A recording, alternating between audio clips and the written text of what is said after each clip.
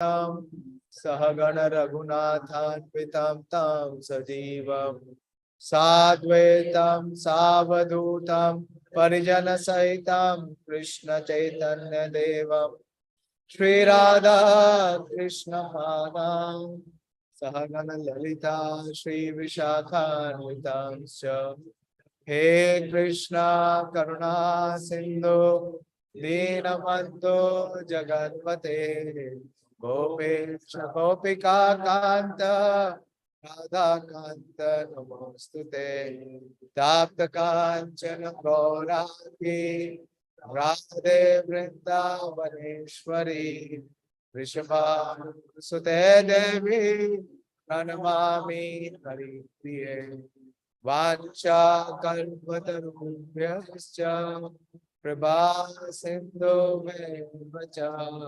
पतितानां पावनेभ्यो वैष्णवेभ्यो नमो नमः।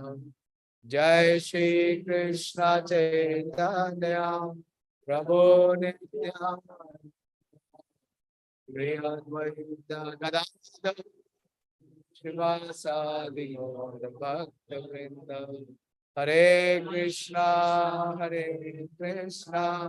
कृष्णा कृष्णा हरे हरे हरे राम राम राम हरे हरे। नमो विष्णुपादाय कृष्ण प्रेष्ठाय भूतले श्रीमते भक्ति वेदांत स्वामिनिति नामिने नमस्ते सारस्वते देवे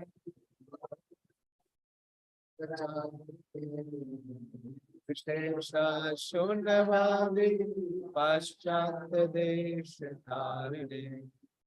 In one of the glories of Bhagavad Gita, it is mentioned in some of the scriptures. It is said that Ekam Shastram Devaki Putra Gitam. Let there be only one scripture which will suffice, not just suffice, which can fulfill all purposes of human life. And what is that scripture? Devaki Putra Gitam. Gita means that which is spoken or that which is sung. Geet means song. And where does the song come from? It comes from the heart. The composition of one who is, giving the lyrics. When he is very pleased or something where he is deeply meditating. So it comes in the form of song. When one experiences joy, isn't it? When you are very happy, when you are very elated, whatever you will speak, it will seem as if it is a song. Have you experienced that in your life? Even once? So this is the song which is sung by the Supreme Lord. Why? With a single objective, sole purpose to bring joy to everyone who is in this human form of life. So Shankaracharya, Shankaracharya is saying, let there be only one scripture. Ekam Shastram Devaki Putra Gitam. And there are, we see in the Indian context that there are many, many demigods, many, many administrators, and we all classify them as to be the Supreme Lord. So he says, no, there is no need. Eko Devo Devaki Putra Eva. That there is only one Supreme Lord. He is the same person who spoke the Bhagavad Gita. And in Bhagavad Gita, the Supreme Lord is himself emphatically declaring that there is no one who is superior to him. No one else can make that claim anywhere.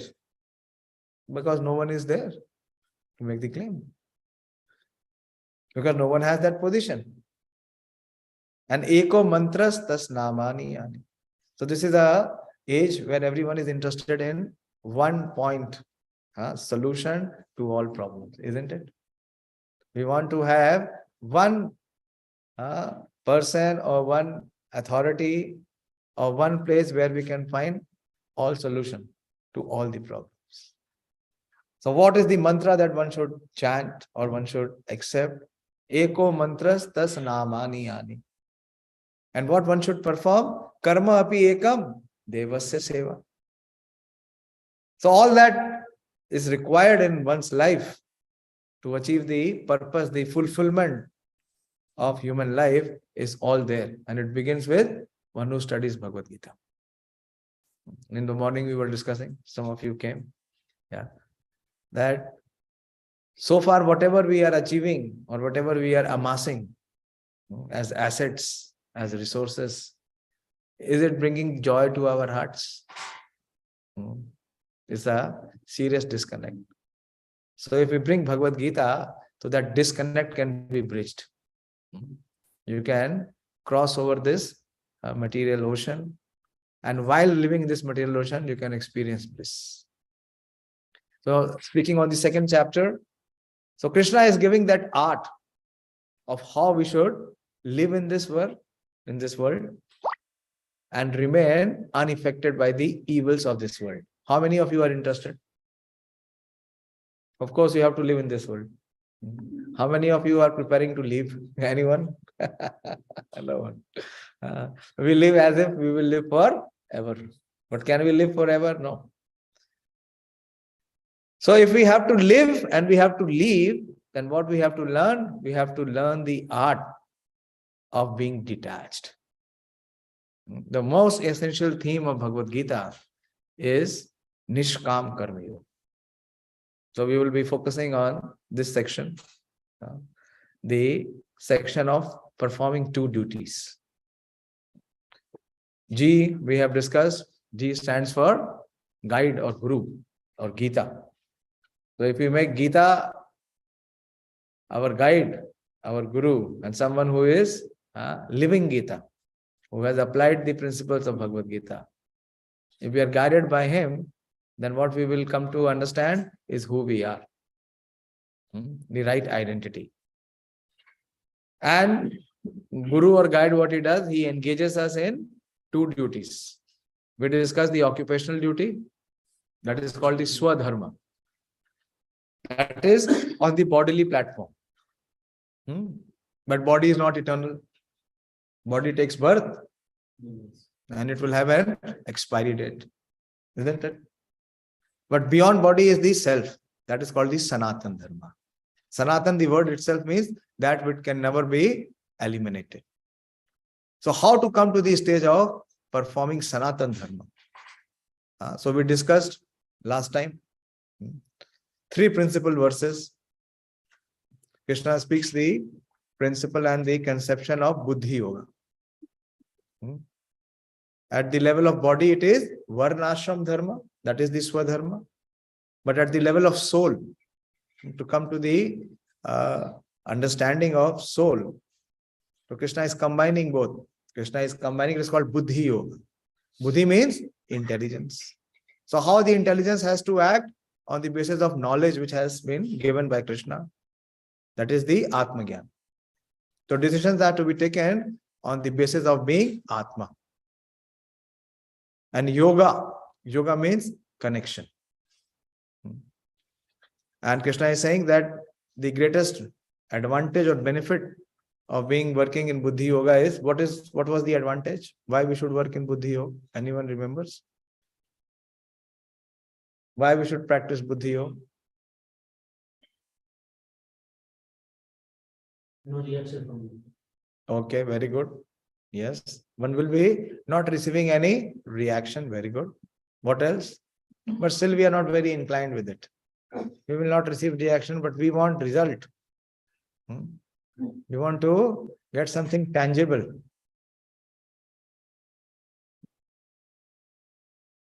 Yes.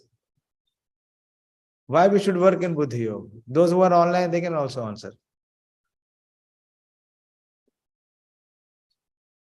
We discussed in detail Bhuddhi-Yoga last time. What is the greatest merit of working in Bhuddhi-Yoga principle? Yes? There is no loss. Yeah, yes. There is no loss or diminution. In this material world, everything is depreciating every moment, isn't it? You have a car. If it is valued today 10 lakhs, next year it cannot be 10 lakh. Will it be 10 lakh? No, it will go down. Why? It has depreciated. And after 10 years, it is no value. Rather, if it is more than 15 years, the government agencies will catch you. So everything becomes useless with the influence of time. But working in the Buddhi-Yoga principle, there is a permanent gain. Even if you leave this world, but whatever you have performed in Buddhi-Yoga, it remains with you. That is the uniqueness of Buddhi-Yoga. And Krishna said that who can perform Buddhi-Yoga? Can anyone and everyone perform Buddhi-Yoga? What is the requisite? What is the qualification for performing Buddhi-Yoga?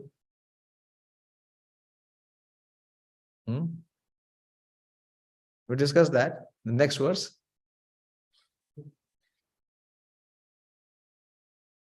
Faith. Yes, that is required. Faith is required. But even after having faith, what is more required? Aim should be one. Yes, one has to be very focused. One has to be irresolute. That means he is very focused on his goal. And he puts all his energy in achieving the goal. So Krishna is talking about the Nishkam Karma Yoga principle, which is different from the fruitive work, which is different from what is the ritualistic way of working. So most men are confused. Even in India, we meet people. I just came. There was one professor with me. He was waiting for me to come. So there was another retired professor who was standing outside. And he said, "Arey, aap Pandit ji ka sang karte hain." That other person, was telling his professor. Lekin aap Pandit ji wali koi baat nahi batate. So their thought is only this much. What does Pandit mean? Pandit means one who knows the scriptures. One who knows what is to be done in life and what is to be left out. But that conception is not there. So Krishna is saying that what it means to be in Buddhi-Yoga principle. So he is now in the next verse differentiating what is not Buddhi-Yoga and which does not allow. So if one can be established in Buddhi-Yoga, what he can get? He can get permanent benefit.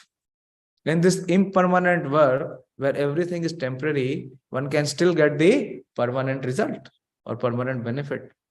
So Krishna has given in the verse number 41 that one should not be many branched.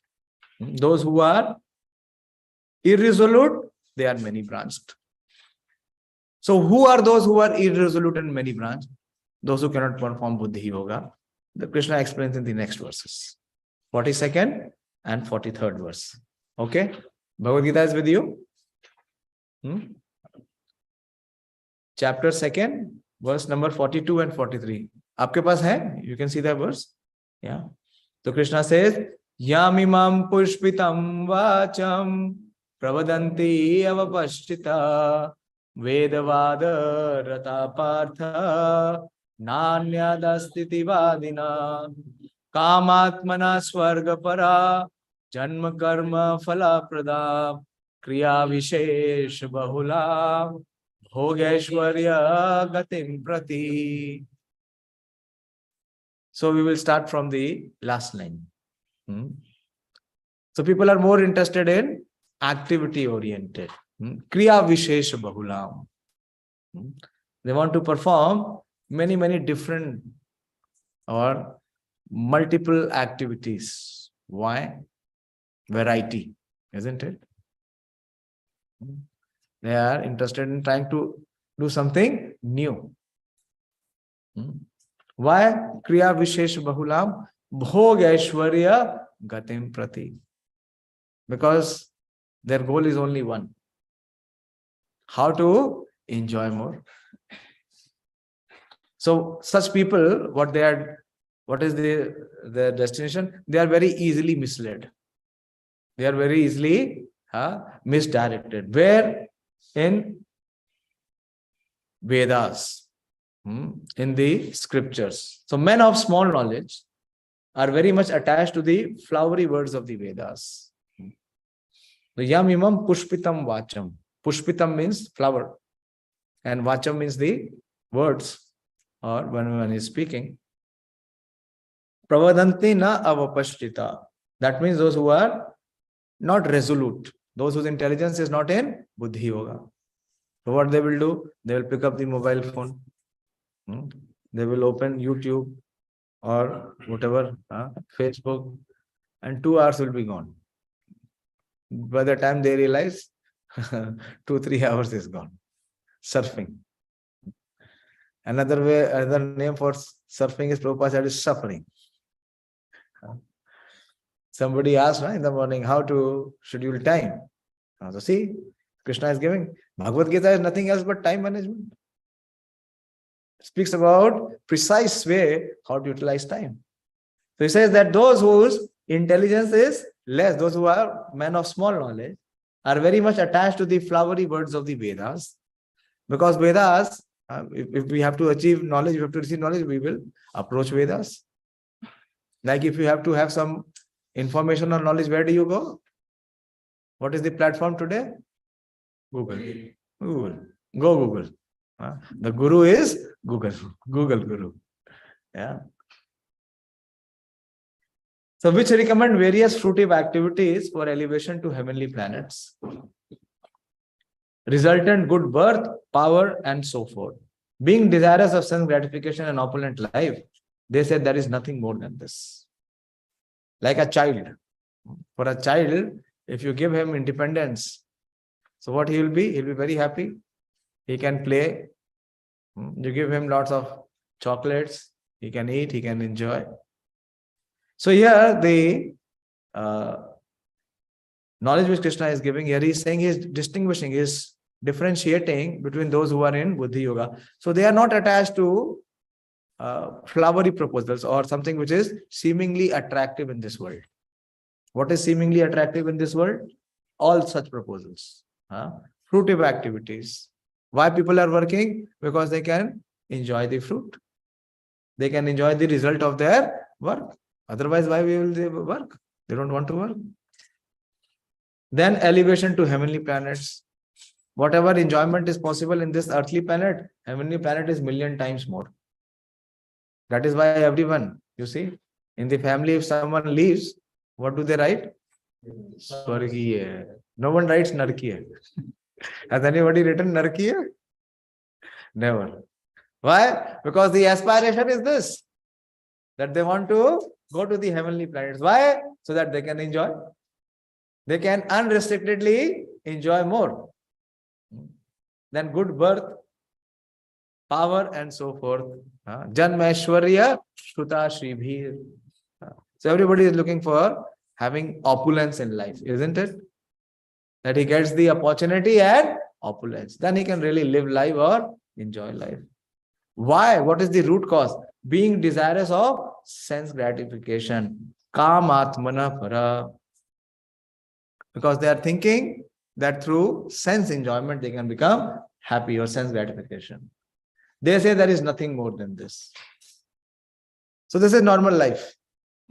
People in general, they are guided by these allurements or these opulences which they feel if they can have, they can live a better life or their quality of life will be better. So Krishna is saying that such people are men of small knowledge. Prabhupada says that people in general are not very intelligent, and due to their ignorance, they are most attached to the fruitive activities recommended in the Karma Kand. So Buddhi-Yoga principle is beyond Karma Kand. So Krishna is establishing this. Karma Kand means what? That one wants to enjoy the result. But what Krishna is bringing the focus in Buddhi-Yoga, that one is not attached to the result. One is not thinking of enjoying the result. So from Sakam means that one has the desire to enjoy, to coming to the platform of Nishkam. Nishkam means that he does not enjoy, but he offers the result. So the Karma Kand, so that is why people, those who think that they are very religious, what they will do so many rituals. Rituals samajhte hai na? Riti Rawaj. So bhakti is not about riti rivaj. Bhakti is spiritual. It is not ritual. What is the difference between ritual and spiritual? Spiritual means that it is not intended for self. And spiritual means the focus is how I can get the maximum benefit. So Krishna is elevating Arjuna from the ritualistic platform to come to the spiritual platform.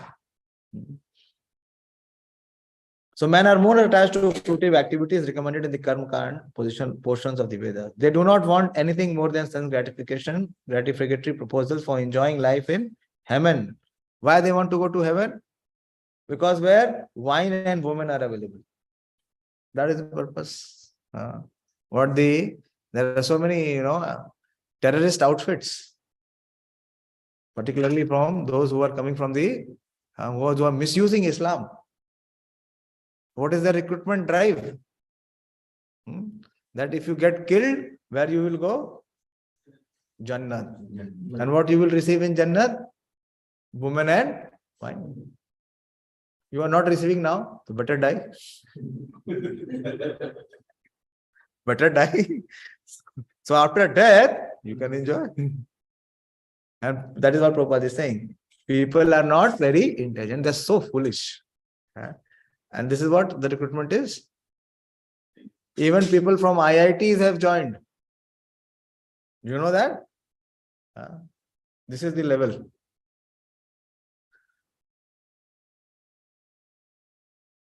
In the Vedas, many sacrifices are recommended for elevation to heavenly planets, especially the Jyotisham sacrifice. So we do not do all this. We are not interested in going to any heavenly planet. We are interested in going to the topmost planet, where there is no return.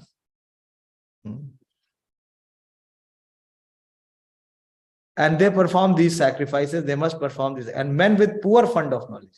This is another way of saying that people who are ignorant, they have poor fund of knowledge, think that this is the whole purpose of Vedic wisdom. It is very difficult for such inexperienced persons to be situated in the determined action of Krishna consciousness.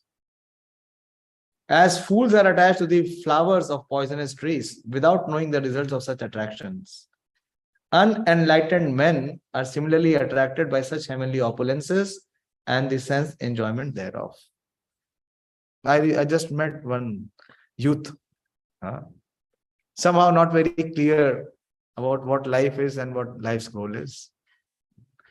So he is thinking that by speculation, he can earn a fortune and he can live life king size. Have you heard? People want to live life king size. That is why they have a cigarette. And youths are very much interested in such proposals. But what is the reality? It is not the fools are attached to flowery language. Those, you see, so many advertisements come where they say that you are failed in 10th, but you can be graduate. Have you seen those advertisements? It comes. When I used to travel through railways previously, so while the Delhi was coming, we were approaching the Delhi railway station. There were many, such slogans written on the wall. How is it possible? One who has failed in 10th, he can become graduate.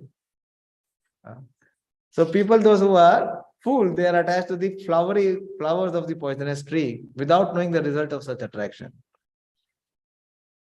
So in the Karma Kand section of the Vedas, it is said that Apama Somam Amrita Abhuna and Akshayam Heva Chaturmasya Yagna Sukritra Bhavati. Those who perform the 4-month penance become eligible to drink the somaras beverage and become immortal and happy forever. So Prabhupada is saying such persons have no faith in liberation from material bondage and they are very much attached to pompous ceremonies in Vedic sacrifices. So we see, particularly when we go to South India, and people are performing ritual from morning to evening. Now, what is the purpose of ritual? To have opulent life, to have more resources for enjoyment. They are generally sensual and they do not want anything other than heavenly pleasures of life. It is understood that there are gardens called Nandan Kanan in which there is good opportunity for association with angelic, beautiful women and having a profuse supply of somaras wine. Such bodily happiness is certainly sensual, and therefore those who are purely attached to such material temporary happiness as lords of the material world, for them, they cannot come to practice the principle of Buddhi-Yoga. Why? Because they do not have Buddhi. Their intelligence is already spoiled. How it is spoiled? Next verse. Krishna gives the... So see, in Bhagavad Gita, not only Krishna gives us the reason for our deviation or our deficiency, but he also gives us the solution. So he's diagnosing. He's not leaving it there. So Bhagavad Gita is very important. To be able to know why we are suffering, the root of it is given in Bhagavad Gita. Now what is the root? Why people are interested in fruitive activities or karma kand? Next verse, 44th verse. Very important verse.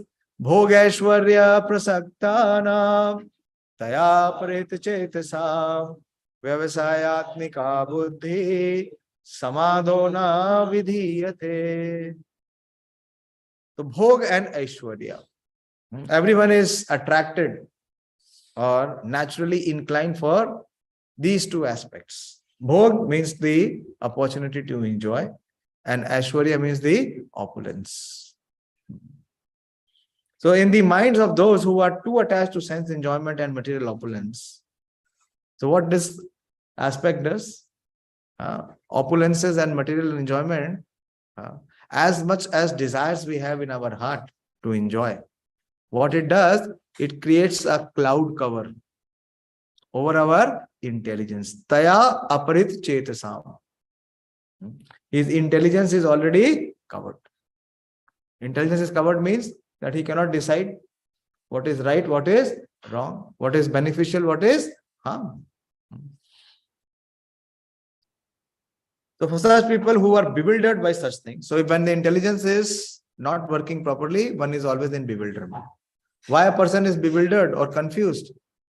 Because his intelligence is not sharp.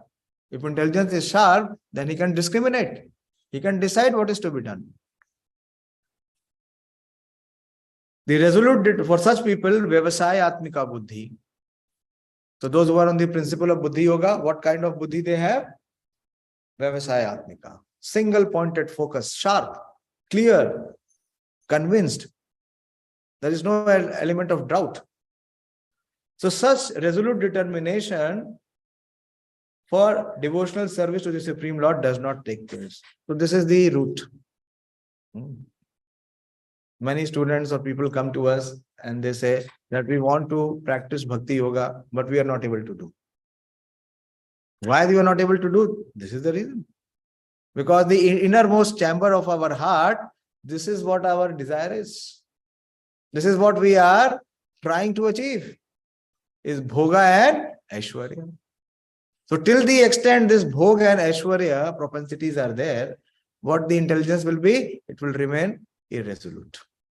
And if the intelligence is not spiritualized, if the intelligence is not purified, one cannot perform the practice of Buddhi-Yoga principles. So Samadhi means fixed mind.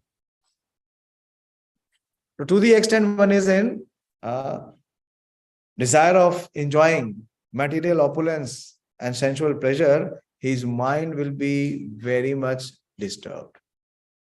He will not experience peace. Not possible. So Prabhupada starts the purport by saying, Samadhi means fixed mind. And what does Andhi means?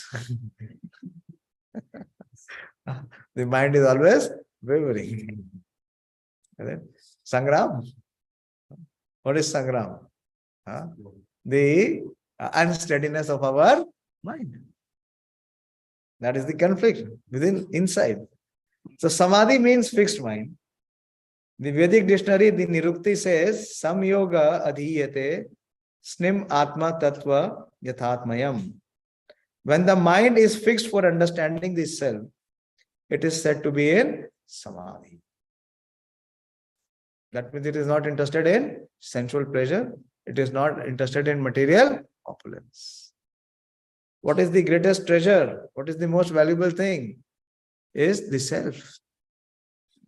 So when the mind is fixed for understanding the self, Samadhi is never possible for persons interested in material sense enjoyments and bewildered by such temporary things.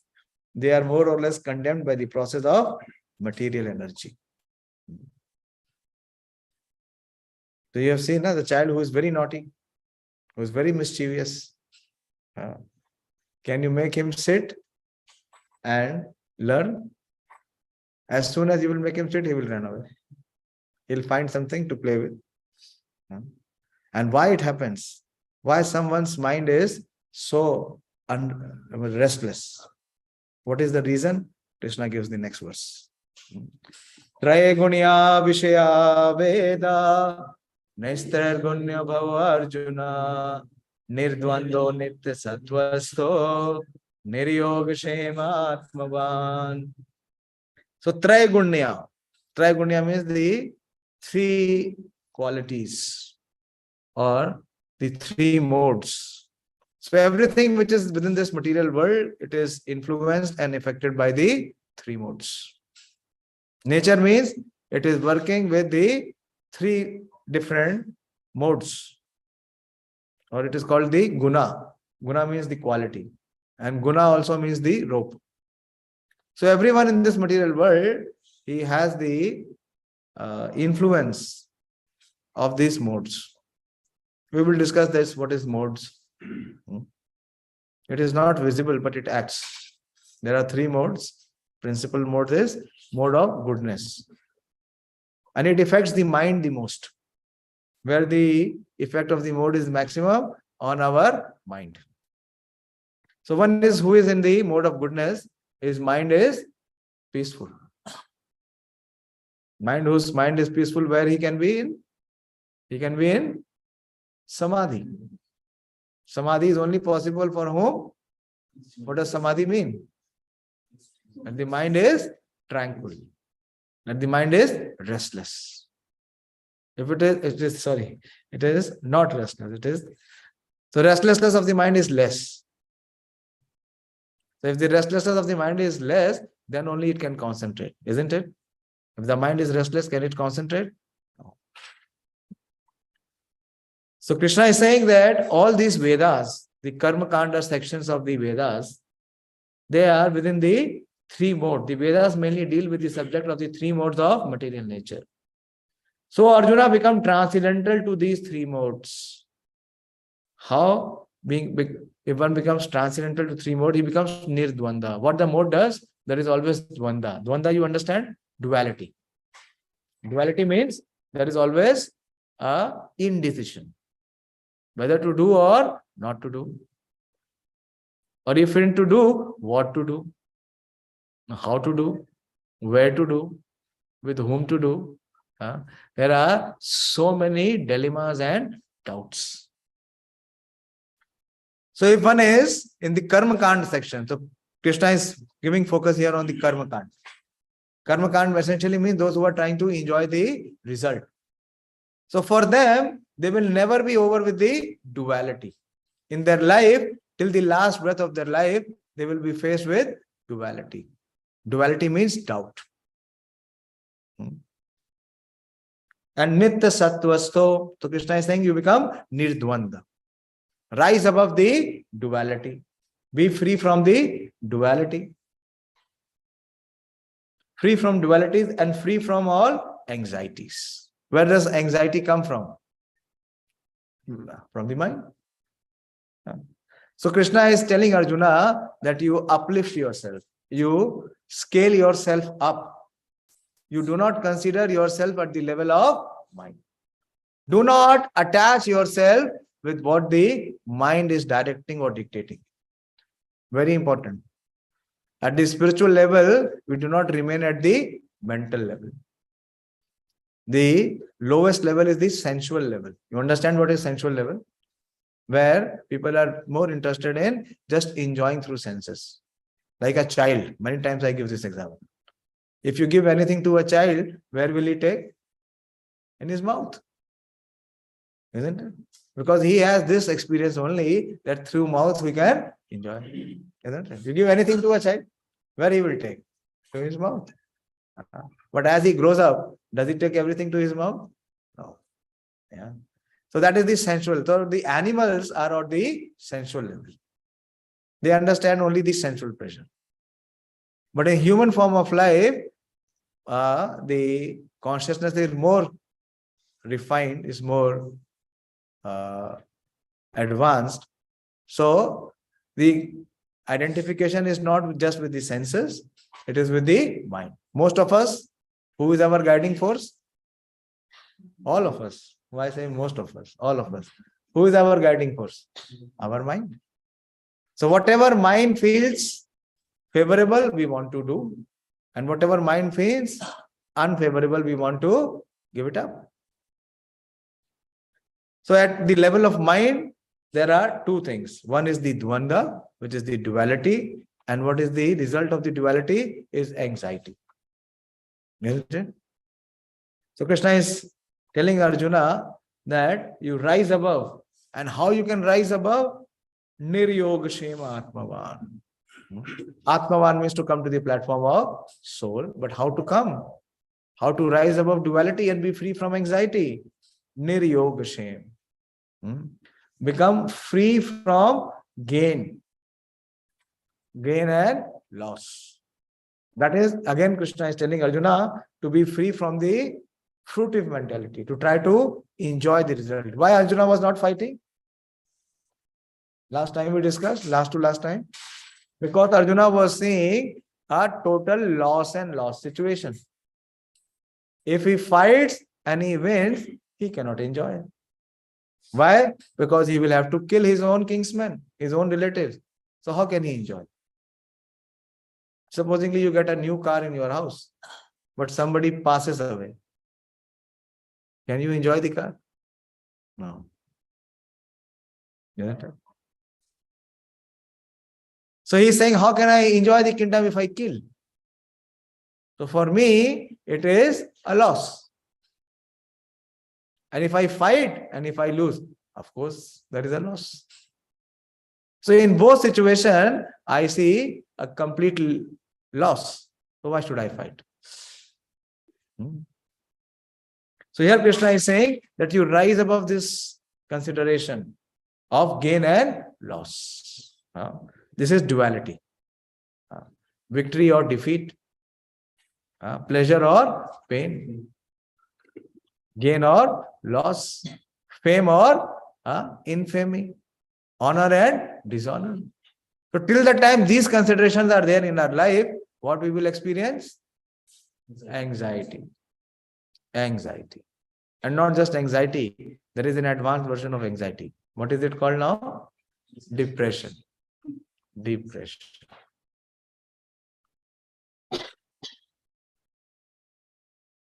So Prabhupada says all material activities involve actions and reactions in the three modes of material nature. So that is Bhuddhi-Yoga principle. There is no reaction. Why? Because the action is not guided by the result.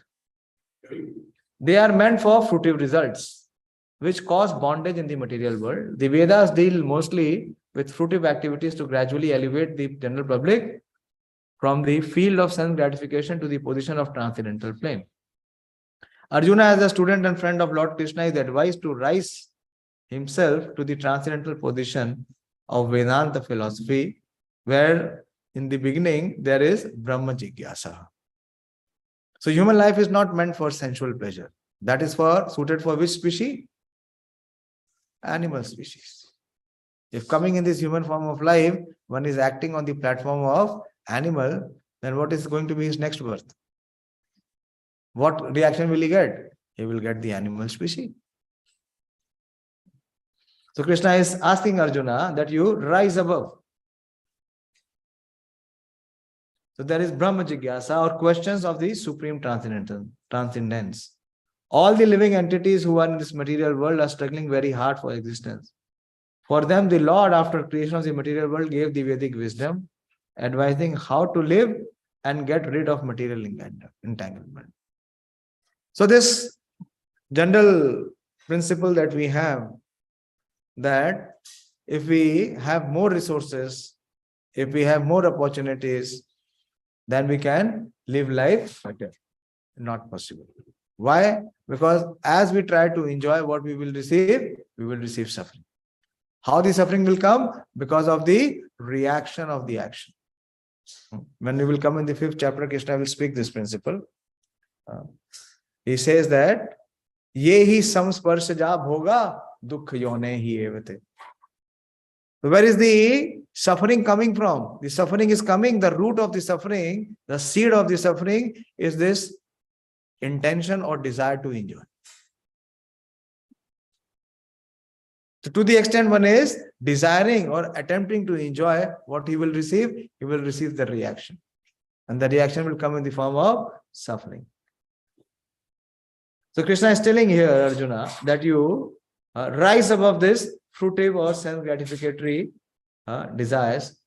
When activities for sense gratification, namely the Karma Kand chapters, are finished, then the chance for spiritual realization is offered in the form of Upanishads. So there are various levels. Even if you accept the Vedas, the preliminary level is of Karma Kand. Karma Kand, where Krishna also gave Arjuna the Karma Kand section, where in verse number 31 to 38, enjoyment. Because Arjuna was not wanting to fight. So Krishna says, don't worry. If you die, you will receive the heavenly enjoyment. So don't worry. Your enjoyment cannot be cut. Because you are acting on the platform of dharma, swadharma. For a Kshatriya, it is best suited to fight for religious principles. So dharma rakshati rakshita. So if you are fighting for religious principles, the dharma will protect you. You will go to the heavenly planets and enjoy. And if you win, you will receive the kingdom to enjoy. So in both cases, you are winner. What Arjuna was thinking, he is loser. And what we are thinking, we will be winner by Bhog and Aishwarya. The world is thinking, but actually he will be the loser. This is what Krishna is telling.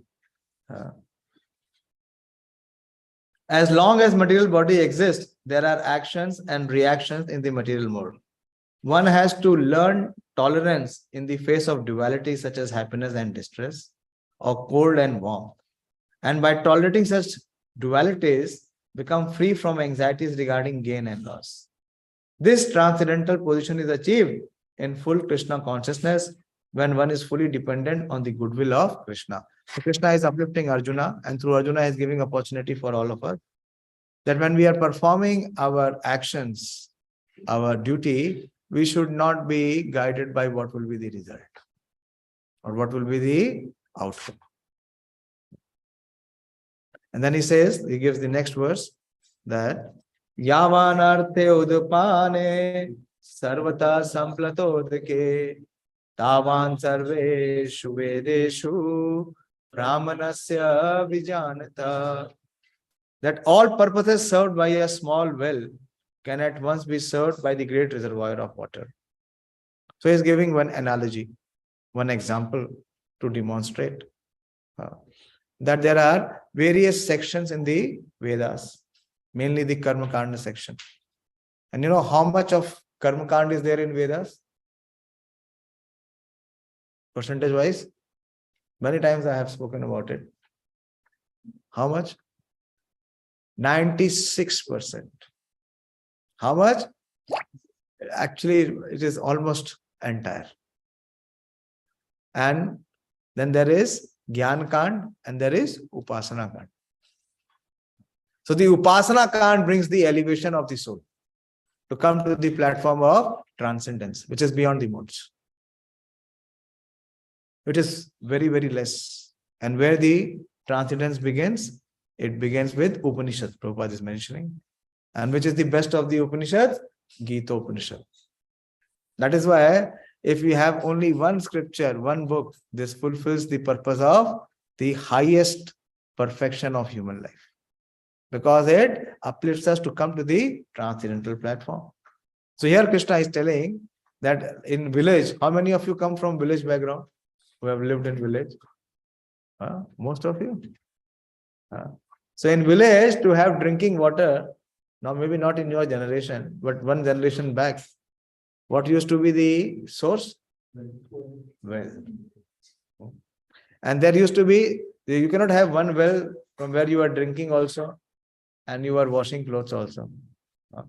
There were defined well. That well is exclusively for drinking water.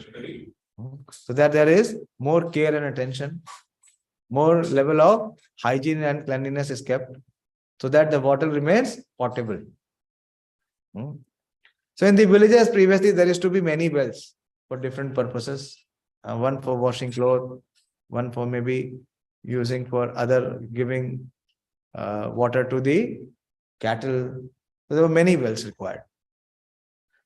But Krishna says that all purposes served by a small well can be served by a great reservoir of water. But if you have Ganges flowing, how many of you have resided near Ganges? Anyone? Or any river? So if you see where people are living by the riverside, do they have many wells? They don't have. Because one river can fulfill the purpose of all the wells.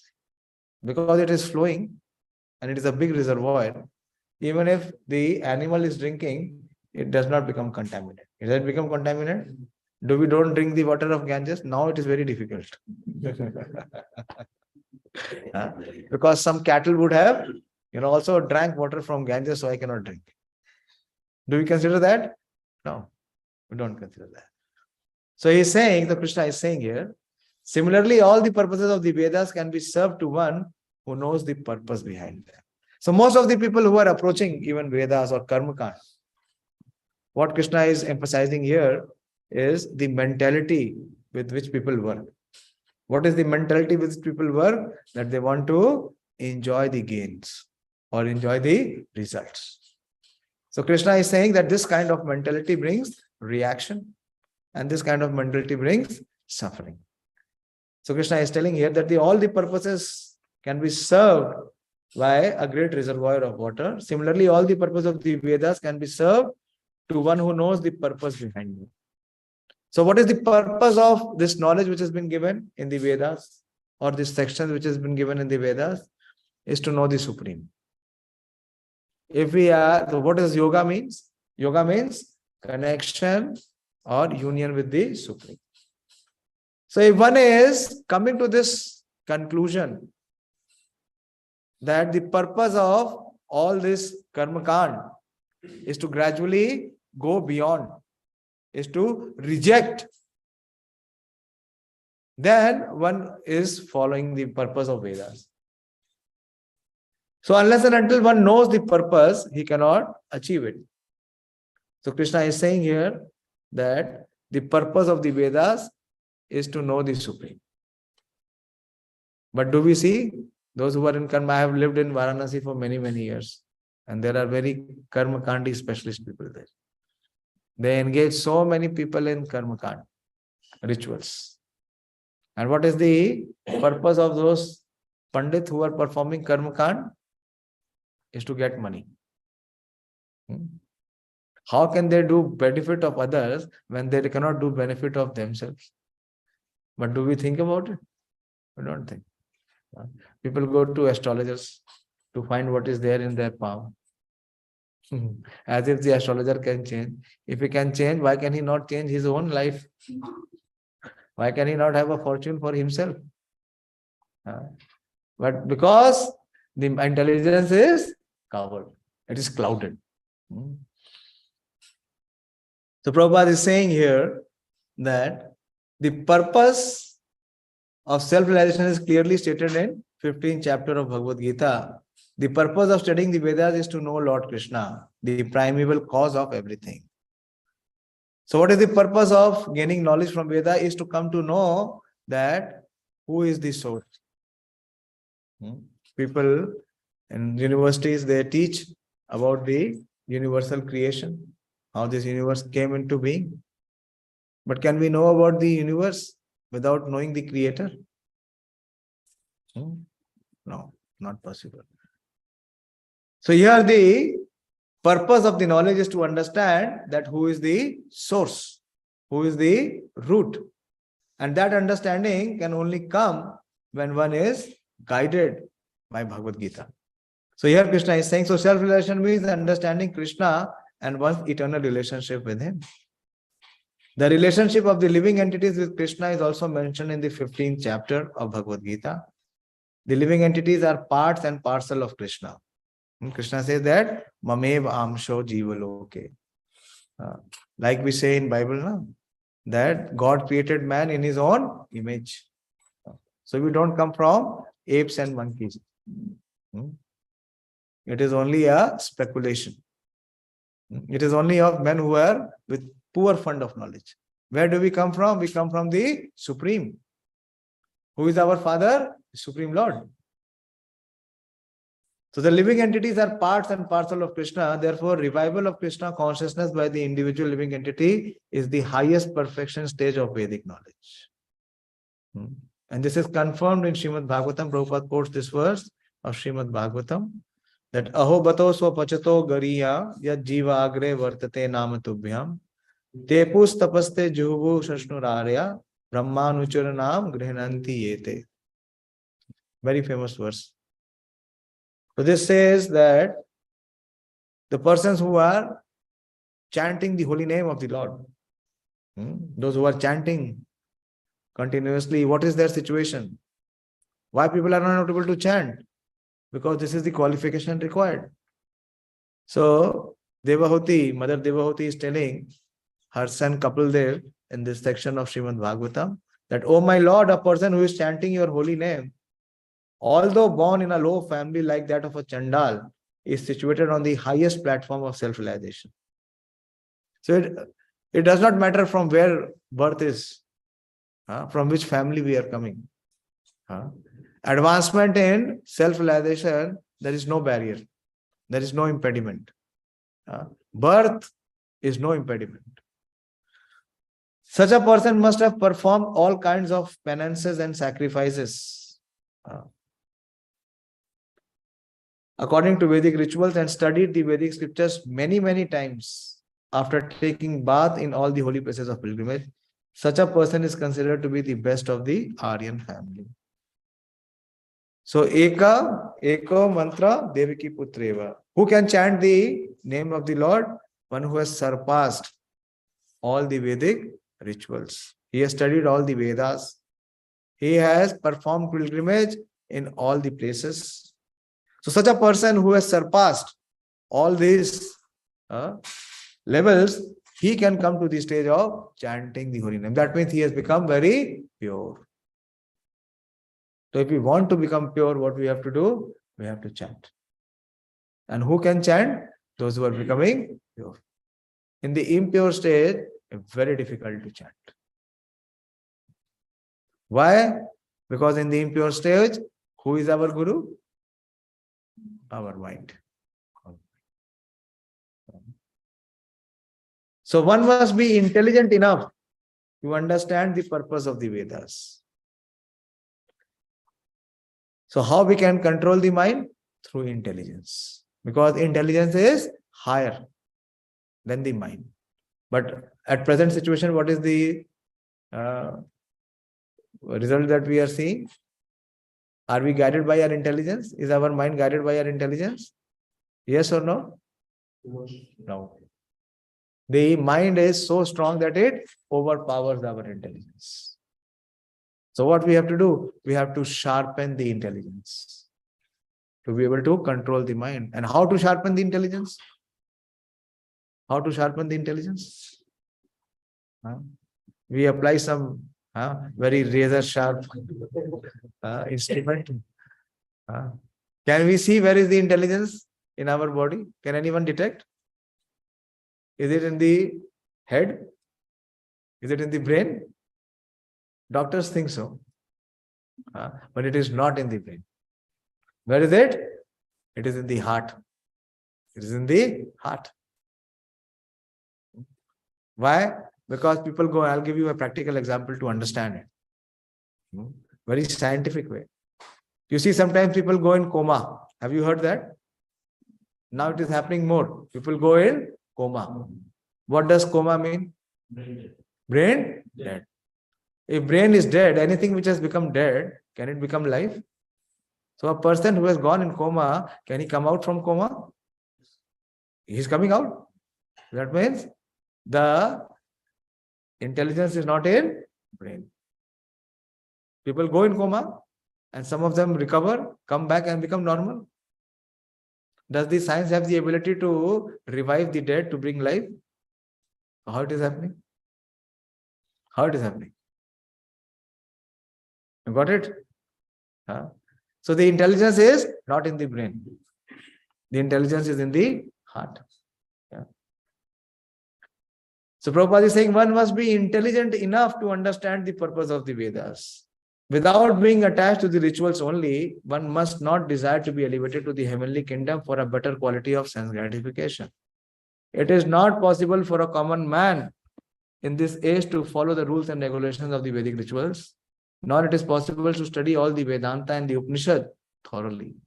It requires much time, energy, knowledge, and resources to execute the purpose of the Vedas. This is hardly possible in this age. So what is possible? If Vedic study is not possible, if rituals are not possible, if sacrifices are not possible, what is possible? The best purpose of Vedic culture is, however, by chanting the holy name of the Lord. It is possible. Everyone can chant Hare Krishna, Krishna Krishna, Hare Hare, Hare Ram, Ram Ram, Hare Hare. What qualification is required? Very simple. Even a child can take part in it. This is the most resourceful and powerful way to control the mind. Mantra. Mana iti trayate so mantra. If we chant the Hare Krishna Maha Mantra, what we will see? That the Vegas, the force of the mind will become controlled. So Krishna is telling this. And Prabhupada is saying, as recommended by Lord Chaitanya, the deliverer of all fallen souls. When Lord Chaitanya was asked by a great Vedic scholar, Prakashanand Saraswati, why he, the Lord, was chanting the holy names of the Lord like a sentimentalist instead of studying Vedanta philosophy, the Lord replied that his spiritual master had found him to be a great fool and thus asked him to chant the holy name of Lord Krishna. So Mahaprabhu, Chaitanya Mahaprabhu is very, very expert in his dealings. He did not say directly that you are a fool number one. What did he say? That my spiritual master told me that I am fool. So for me, I should not try to study Vedanta, but I should chant. So he is indirectly saying that you are a fool. So you study Vedanta. You continue to study Vedanta. He did so and he became ecstatic like a madman. In this age of Kali, most of the population is foolish and not adequately educated to understand the Vedanta philosophy. The best purpose of Vedanta philosophy is served by inoffensive chanting of the holy name. Vedanta is the last word in Vedic wisdom. Veda means knowledge and Anta means the end or the conclusion. So what does Vedanta mean? Vedanta means the end or the conclusion of all wisdom and knowledge. So what is the conclusion of Vedanta? Is to serve the Supreme. When one knows that the source of everything is Supreme, when one comes to establish his connection with the Supreme, so what is the natural outcome? That he wants to serve him, to please him. So how to perform the action which can give the maximum pleasure of the Supreme Lord? So Prabhupada is saying that the best purpose of Vedanta philosophy is served by inoffensive chanting the holy names of the Lord.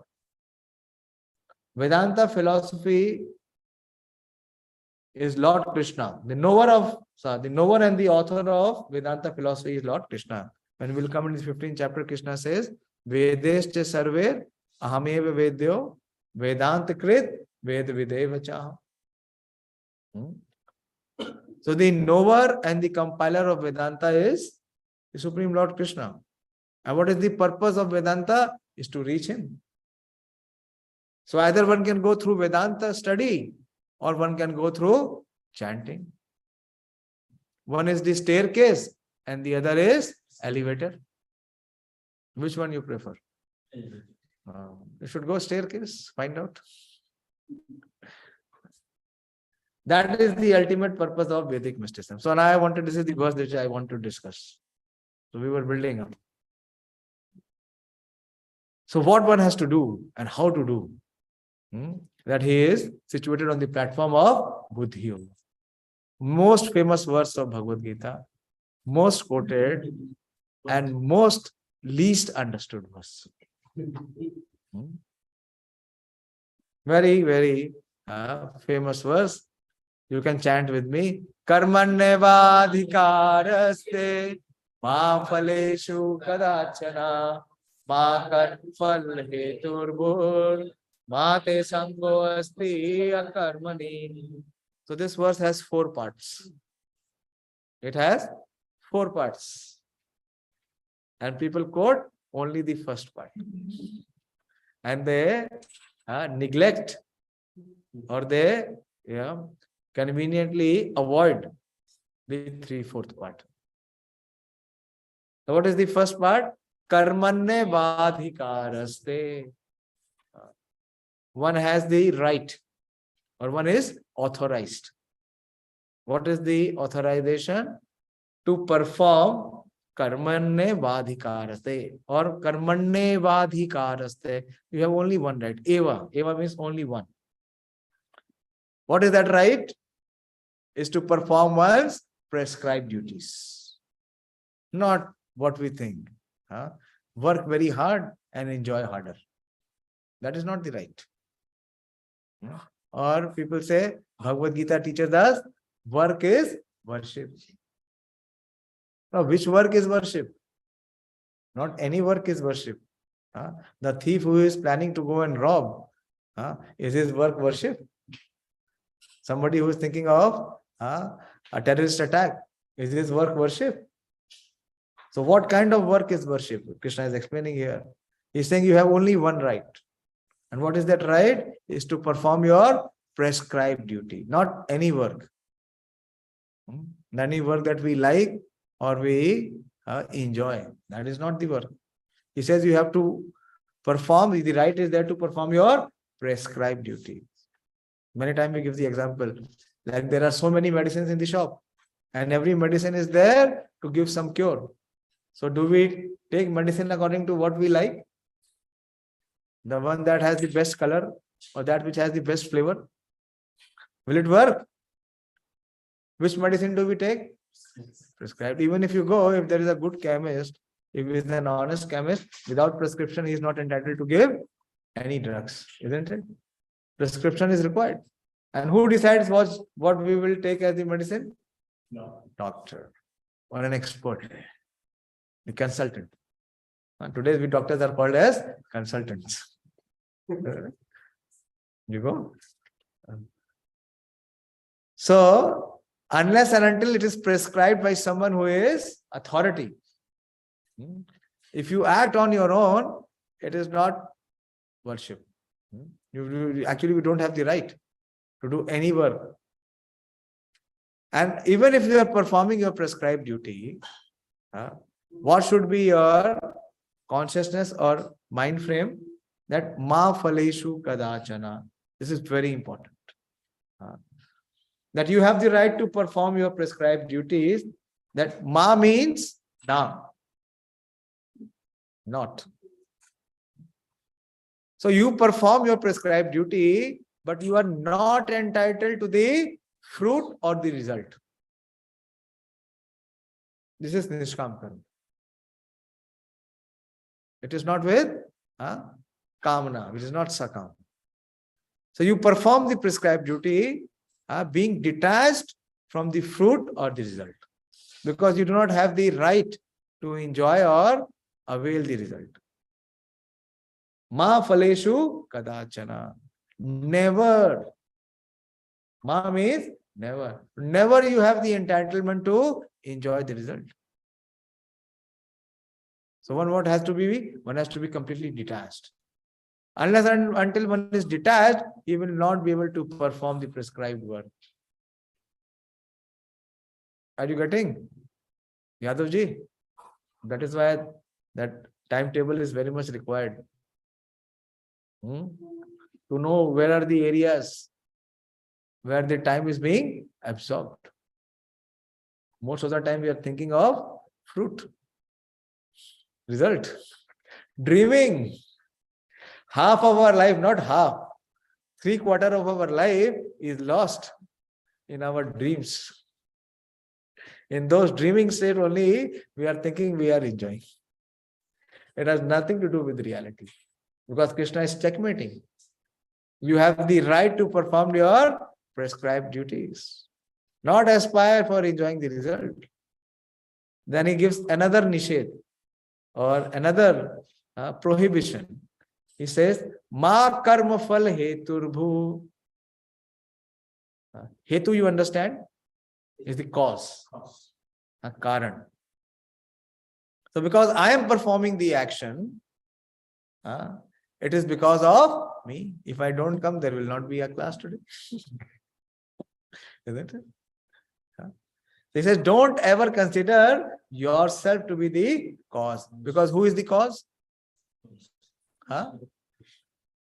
Yeah, but in this material world, who are the cause? In the last verse we discussed 3 modes. According to the mode, the influence, everyone is forced to act. So who is the hetu? Who is the cause? The modes. The influence of the modes. That is why Krishna told Arjuna, Arjuna, now you are refusing to fight.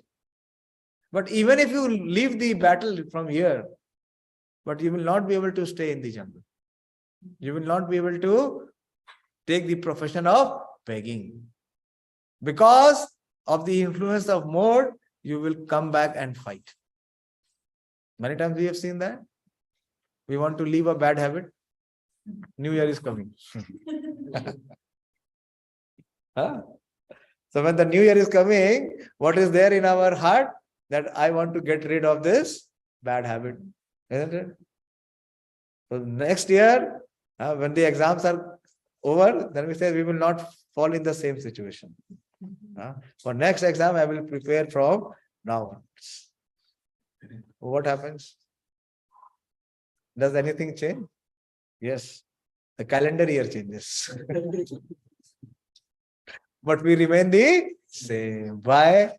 Because we are entangled by the influence of the mode. This is invisible shackle. Shackle, you understand? जंजीर जो दिखती नहीं है लेकिन जो कभी छूटती भी नहीं है. Can we get free? No. So Krishna is saying, never consider yourself to be the cause, because cause is the mode, the energy of the Supreme. So if I am not the cause, I am not the reason for performing the action, and I cannot avail the result or the fruit of the enjoyment, so why should I act? Isn't it? If you don't get a paycheck, why will you work? Then Krishna is checkmating that also. That is the 4th part.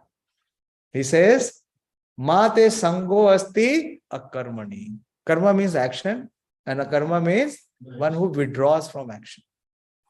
So because I cannot enjoy, I cannot avail the result, I do not receive the profit, and I am also not the cause, I am not the doer, why will I work? I'll give you one example.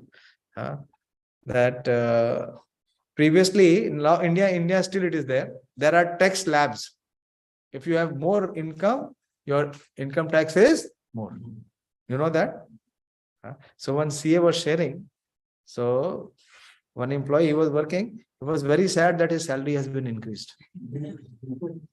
Why? Because his salary will now go into the higher bracket. He says, now my tax will be more than my saving. Hmm? So, what he said, better that I don't perform my work. So Krishna is checkmating that you even do not have the right, never be attached to not doing your duty.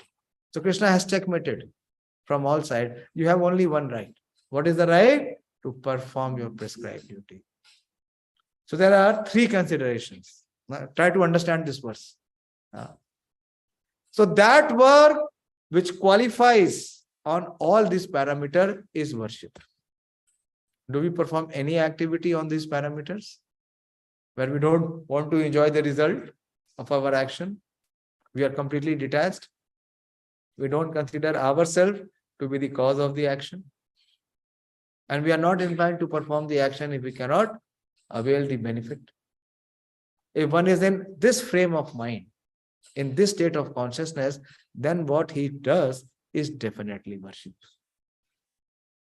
So people misuse this verse to exploit others. Employers misuse. Not every work is worship. Work which is done on this principle, ma phaleshu kadachana, then it becomes worship. That it becomes worship of the Supreme Lord. Let us understand this verse. Oh, time is over. Another 5-7 minutes. So there are three considerations here: prescribed duties. Prescribed duties, that means that which is authorized to be performed, like you are in student life. So you have a syllabus, isn't it? You get a syllabus, na? Or what you call it, a curriculum. So you are given, when you take the admission, that what all you have to study and what all you have to do. Yeah. So you are prescribed to study according to your syllabus. If you throw the syllabus, I met someone who said that I don't study in the structure type of academics. What I like, I study. What is the purpose of it? What will be the benefit? Yeah.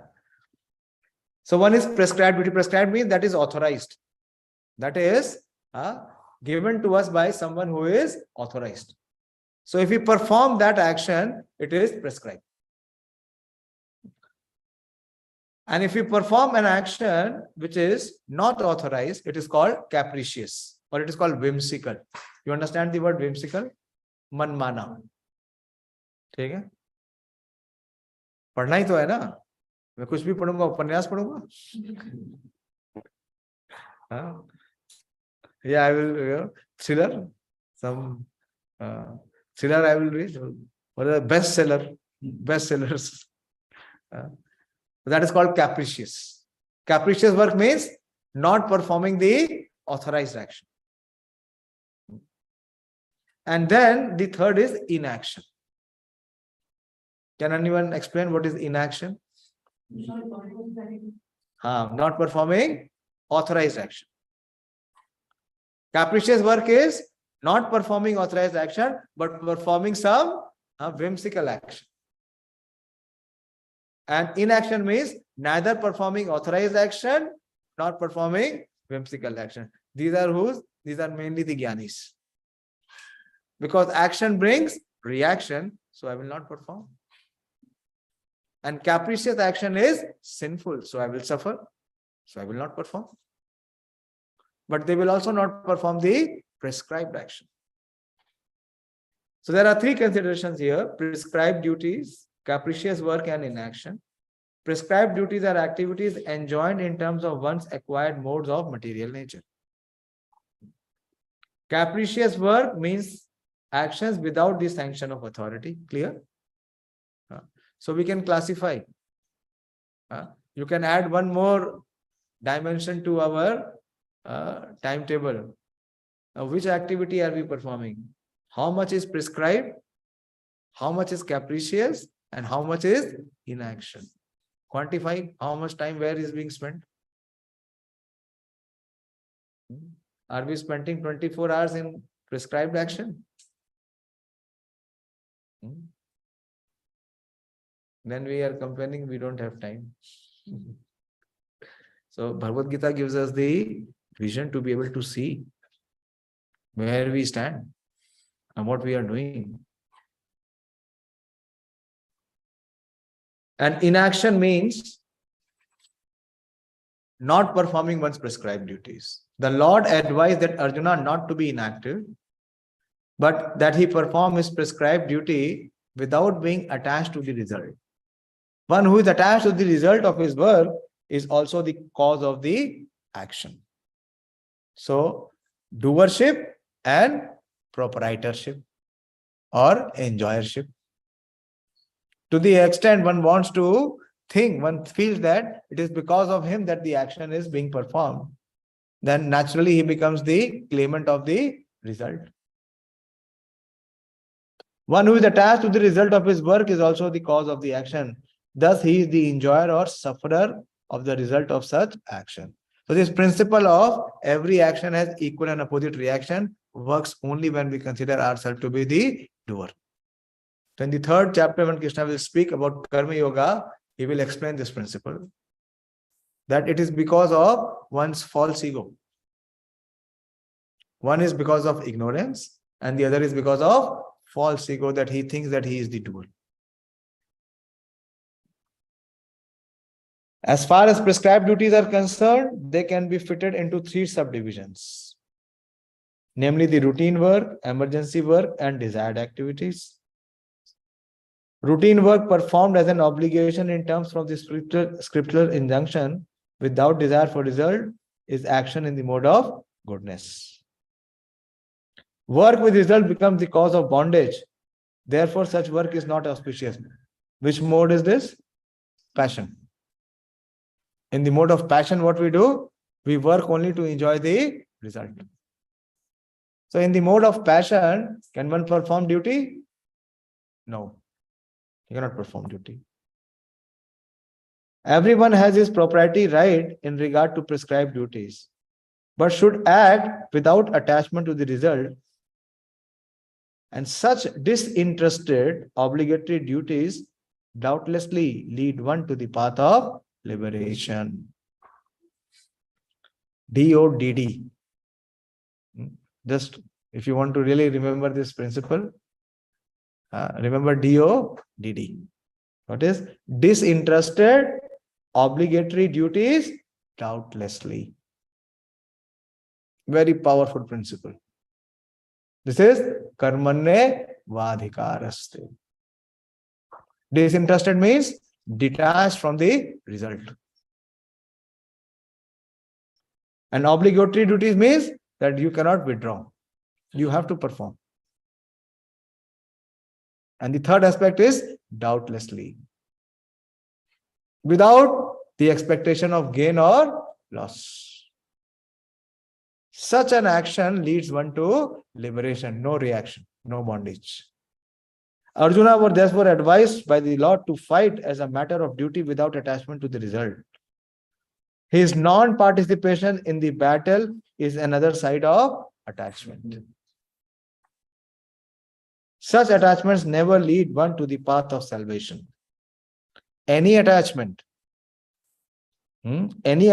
positive or negative, is cause for bondage. Inaction is sinful. Both are sinful. Inaction is also sinful, and capricious action is also sinful. So what is left? What are we left with? Only one is to perform our prescribed. That is why it is karmanne vadhikar. Only one right. Right. Others are all crossed, all closed by Krishna. So this work is worship.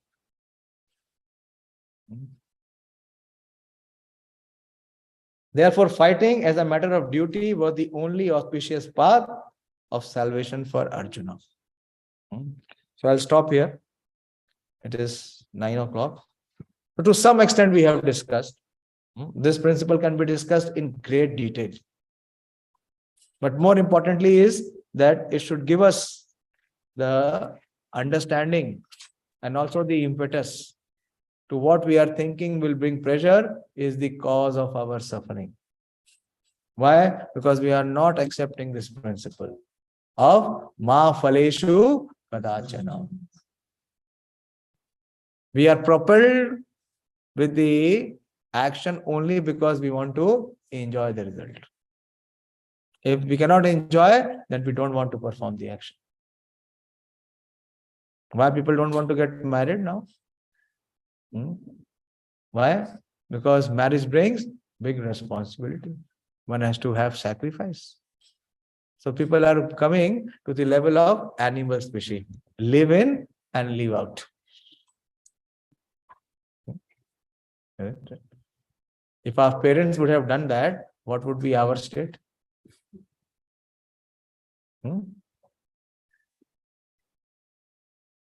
So, karmanevadhikaraste. Why? Because the entire focus, the entire impetus is to enjoy. And what kind of life is this? Sensual level. Which platform? Animal level. Animal. So that is why human society is advancing towards animal life. This is the advancement. This is the advancement. That's what Srila Prabhupada said, that he went to America, the most advanced country in the world. He said that the society has gone to cats and dogs. You're living like cats and dogs. But can you see? This principle has to be followed. Whether we like it or not, whether it is suitable or not, whether it is easy or difficult, but we perform. At least in our life, we should begin one action.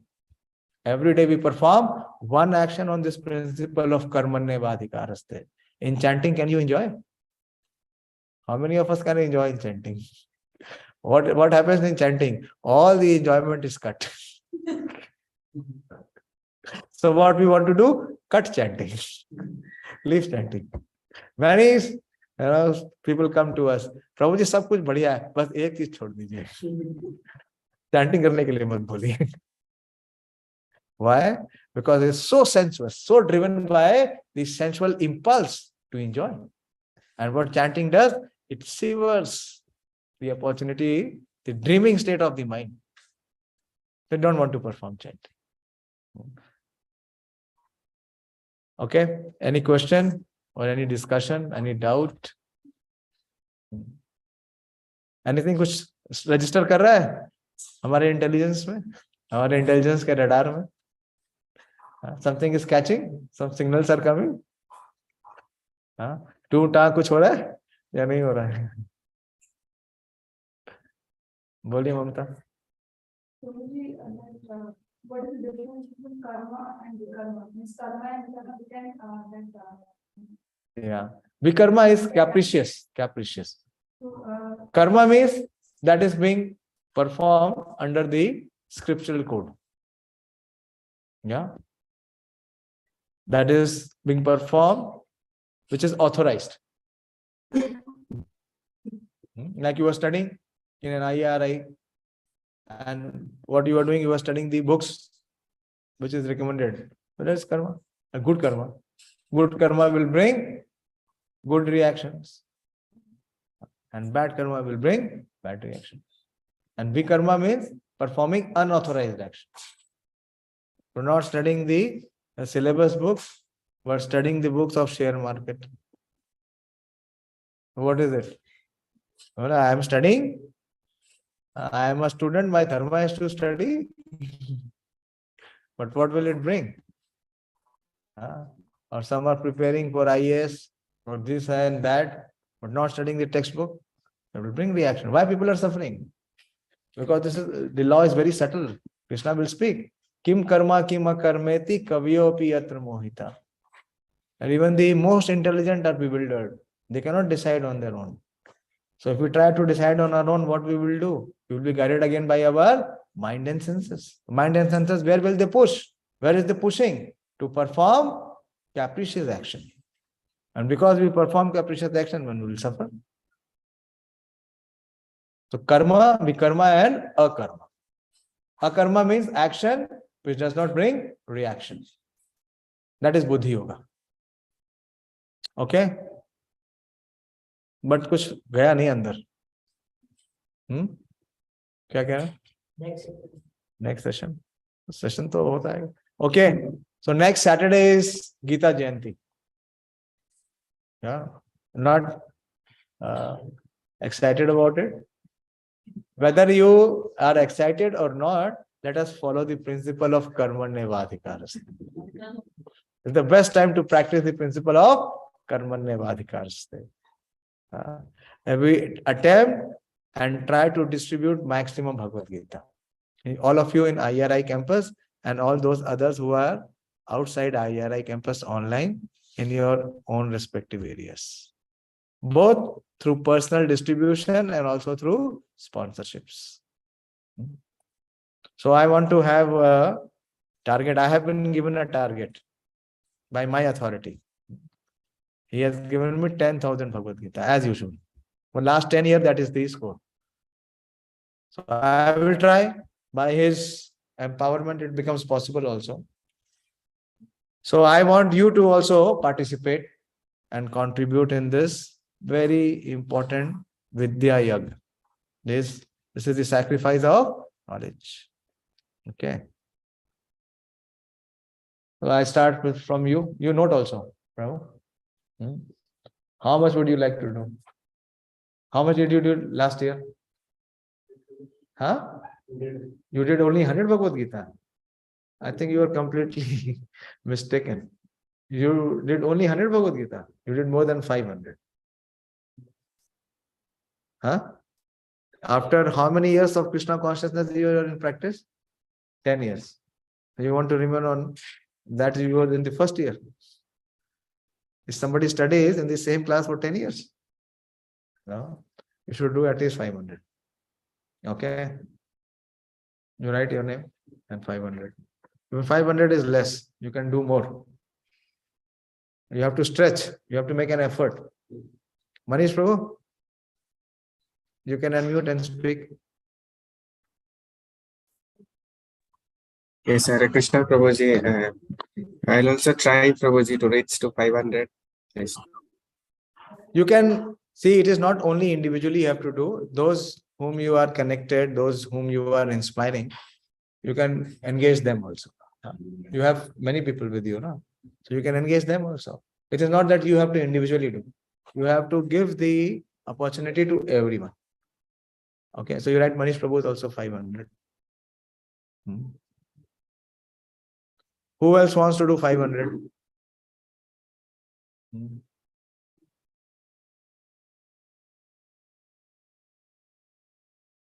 Okay. Oh, those who are present here. Ganesh, how many you want to do? 100 is less. If you do 100, then how will I reach 10,000? How much did you do last year? No, you did more than 100. You should try to do 250. Right, 250. Dipankar, how much you did last year? You try to do at least 100. 100. Okay.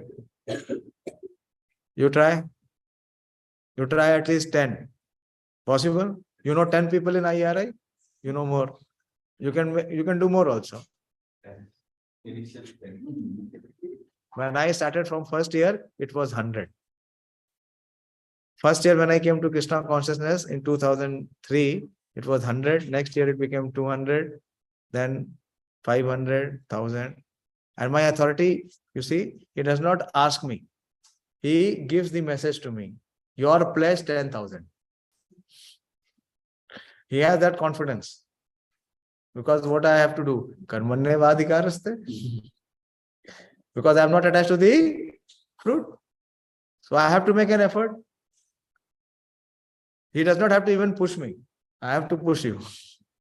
So you try for more. You write 11. 11. What's your name? Surya Prakash. Okay. Prakash and Surya, both very powerful. Okay, next. Yeah. Shreya? Nikki is there. Nikki, how many you would like to do? You can include your relatives, your friends, your people in your native town. As many as you know. And don't worry. The two prime ministers, Prime Minister of India, he says there is no gift better than Bhagavad Gita. And now you see, I received one message of one of the devotees from ISKCON. I circulated that in IRI group. You know who is the Prime Minister of UK now? Who is the Prime Minister? Rishi Sunak. An Indian has become the Prime Minister of the British Kingdom. That British Kingdom, which used to rule the entire world, it ruled India for more than 2 centuries. And he sent a message to one of our devotees that he is guided by the teachings of Bhagavad Gita. Just imagine. Maybe this is history in the British era that a non-Britisher has been selected to be a Prime Minister, and that too an Indian. So don't feel shy.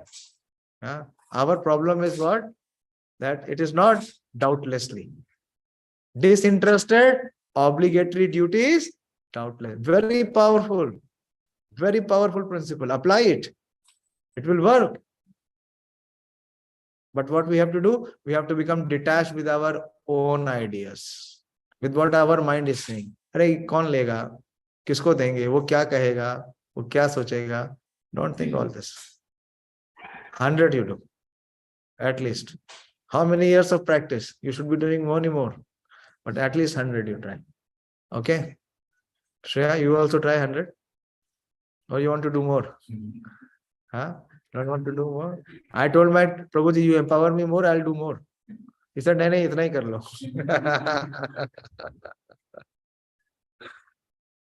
There were Prabhupada disciples who are doing so much.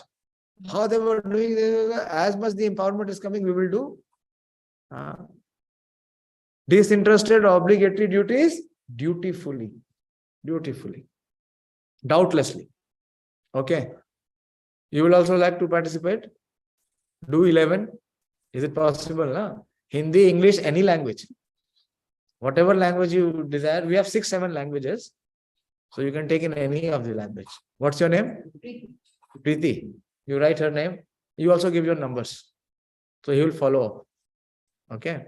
So by the end of December, it should be done. You can take books from Yagnesh. Yagnesh has the stock. Okay. Okay. आप बोलिए आपका क्या नाम है? हाँ लोकेश जी. How much would you like to do? 15. थोड़ा आगे बढ़ो. ठीक है. 15 लोगों को तो जानते हो ना? ज्यादा ही लोगों को जानते हो. 15 you write for Lokesh. Yadav ji. 15 or 21? Because this is the greatest gift that you can give to anyone. You want to come down? Write 11. Jitendra Yadav. Uday. How many? 11. Okay. 11. Mamta? 500. Native place में भेज देंगे. आप जहां बोलोगे हिंदुस्तान में क्या पताल में भेजेंगे? जहां जो भी एड्रेस ले आओगे वहां भेज देंगे. Today, Revati Raman Prabhu was giving the class. Some of you were there, no? He gave a real narration of one episode. That one person, he died. And the Yamdutas came and took him. But that was a wrong number. He was not, his tenure was not over. So again, they left him. And he came back. And he said, while they were taking me, when I was coming back, I met someone in the way and he told me, study Bhagavad Gita as it is. And that person came to the temple searching for Bhagavad Gita. The true story. Just by your saying 500, I am so pleased. That should be the spirit. If you desire to do something for Krishna, Krishna can empower you beyond our capacity. But the problem is we are not desiring. We have no desire in our heart. Why? Because you just want to enjoy what we can enjoy, we are interested to do. So I am writing 250. Okay, if you do 500, it is big bonus. So you give me the address where to send. But logistics have to be there. If it is in some very remote area. Okay, very good. Very good. So train goes there? So we will try. Same. What's your name? Pravina. You also try? How much? Try 15. 15 people you know, na? Okay. Write her name. You take the numbers also. And can you do this service this year? Within IARI. And books you can contact. Yagnesh Prabhu will have the sufficient stocks. So there are 6-7 languages which are available. Hindi, English is there. So apart from Hindi and English,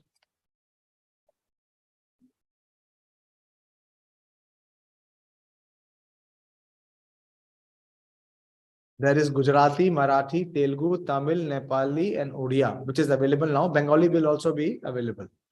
So the 6-7 languages are also there. Sometimes people are not interested to take English or Hindi. They prefer their native language. So that option is also there.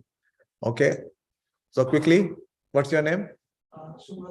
Subrato. Participate. You also participate. 11. 11. You know more than 11. You have more than 11 people known in IAR. No? Much more. So try. How about you? You do more. You can do more. Only 11? Okay. How many you want to do? Yagnesh, 250. Okay, good. 250. How much you? I will be 60. No. You do 51. Okay. Saurabh, you write 51. Dinesh ji, आप इस यज्ञ में कितना भागीदारी करेंगे? नहीं, जितना आप कर सकें. आपका तो बिग सर्कल है. 51 तो कर ही सकते हैं. You try for 100, we are noting 51. Okay. Yes. आप बताइए. 5. You do 1 year. Why 5? 5 is the big number. You don't know 10, 12 people in IRI? That is it now. Where is the doubt element coming? Try at least 11. What is your name? 11. How many you will try? Sangram? 11. You try 11. Okay. And those who are online, Ravindra Prabhu, I don't need to tell you. You try whatever level best is possible. And Pradeep Prabhu, you also. Okay. So thank you very much. And please try to do this activity only for the pleasure of the Supreme Lord. Very good. That is the spirit. Very good. Thank you. Thank you. See, I'll tell you a secret. In material life, if you desire, you may achieve or you may not achieve. Because which law works? Law of karma works. To the extent we deserve, we will receive. Not to the extent we desire. But in spiritual affairs, if you desire, and even if we are not on the level of deserving, Krishna enables. So great. How to apply this principle of karmane vadikaraste? Go and show people, tell them, whether they take or they don't take, we are not bothered. We have done our part. We have done our duty. To those who are not willing to even do that, then what it means? They only want ma phaleshu. Will they get it? No. So please attempt. Thank you very much for your support and for your sincerity. Srimad Bhagavad Gita ki jai, Srila Prabhupada ki jai, उपस्थित सभी भक्त वृंद की जय. Nitai Gaur Premanandi Hari Hari.